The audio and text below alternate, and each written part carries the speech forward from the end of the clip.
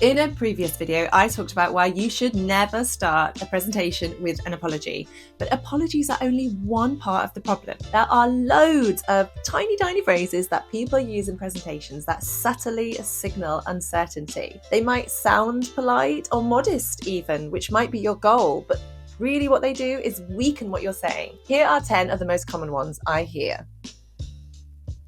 Well, I'm not an expert, but if you start with this, the audience immediately thinks, right, okay, so why am I listening to you?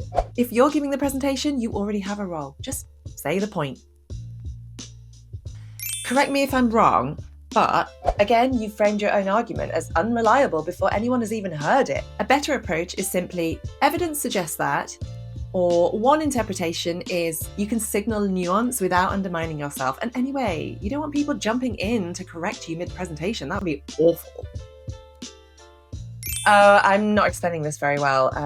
This one is very common with students. If you tell people the explanation isn't very good, they will believe you, even if it's on point. Let the explanation just stand on its own. Does that make sense? Asked once or twice, this phrase is okay. Asked every 30 seconds, it just signals insecurity. It also interrupts the flow of your argument. So instead, pause briefly to give it time to make sense to your audience and then move on. If something isn't clear, people will ask. Oh, okay, so I'm just going to quickly explain this model. The word just or quickly shrinks what you're about to say. You don't need it. Simply say, I'm now going to explain this model.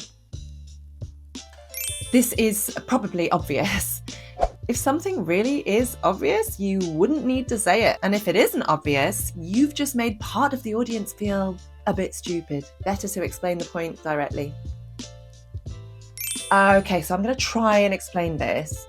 You're not trying, you're explaining. If you're trying, then it suggests you might fail. Again, it's a small phrase that signals uncertainty. Just start the explanation.